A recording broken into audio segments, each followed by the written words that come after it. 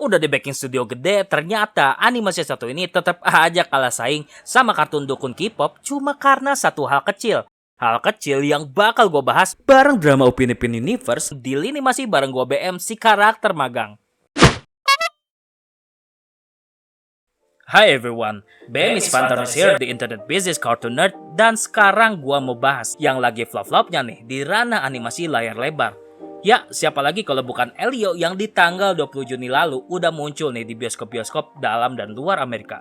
Well, gua sendiri nggak nyangka ya kalau animasi garapan studio Pixar dan Disney ini malah flop pas box office opening. Cuma sampai 21 juta dolar dibanding senior-seniornya. Apalagi film animasi yang dapat rating bagus dari kritikus dan audiens di Rotten Tomatoes ini terpaksa kalah saing sama K-pop Demon Hunter yang sukses jadi film animasi paling banyak di stream di Netflix lewat gaya animasi dan soundtrack hitsnya yang fresh dan catchy. Dan jujur gue pun gak bakal tahu soal ini kalau bukan karena boomingnya K-pop Demon Hunter sama video Semdos Art yang ngebahas inti permasalahan dari film Elio, yaitu art style-nya yang anyep seanyep marketing film animasinya. Ya kita tahu lah kalau seni ini subjektif. Tapi kalau sampai banyak komplain dari netizen soal animasi Bean Mode yang bland, something right. Buat konteks, Pixar emang punya beberapa animasi yang stylenya lebih simpel dan agak mirip bentuk kacang di bagian mulut, kayak Turning Red sama Luka, makanya disebut Bean Mode. Dan meski gaya animasi kayak gini banyak yang komplain di medsos, kayak nggak ada yang dikomplain di medsos ya.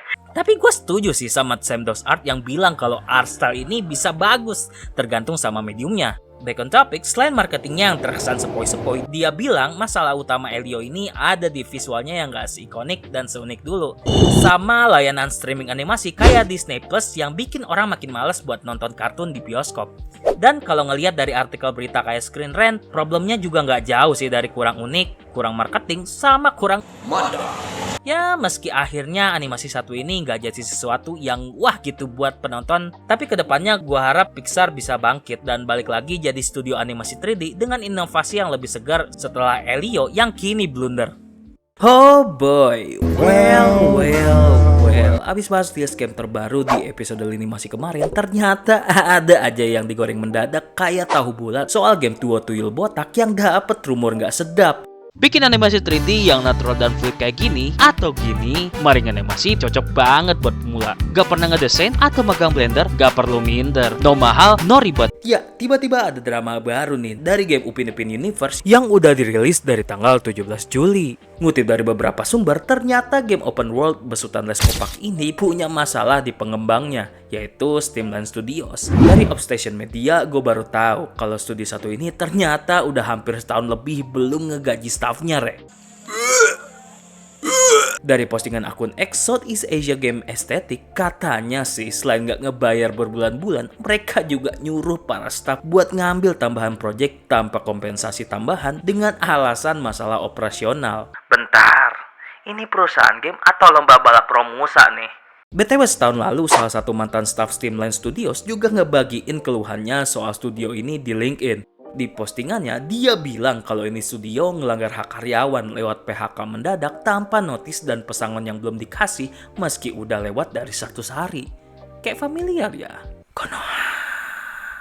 Terus dikutip dari Enmia Gaming, selain masalah PHK dan pesangon nyicil, salah satu pegawai juga ngaku kalau mereka diancam bakal nggak digaji kalau beresin proyek tambahan dengan deadline yang sempit banget.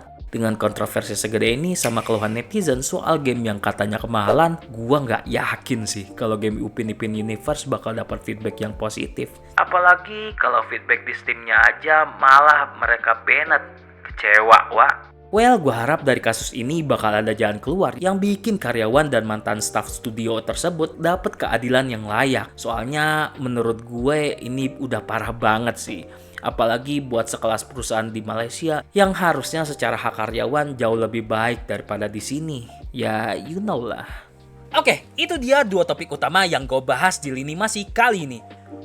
Rada panjang juga ya. Well, makasih banget buat lo semua yang udah nonton, dan kalau ada koreksi atau info terbaru dari dunia animasi, hiburan, dan komik yang pengen gue bahas, bisa langsung tulis aja di kolom komentar. Jangan lupa like, subscribe, dan nyalain loncengnya buat konten-konten dari Maring Animasi lainnya. Gua BM, kabur dulu. Ciao!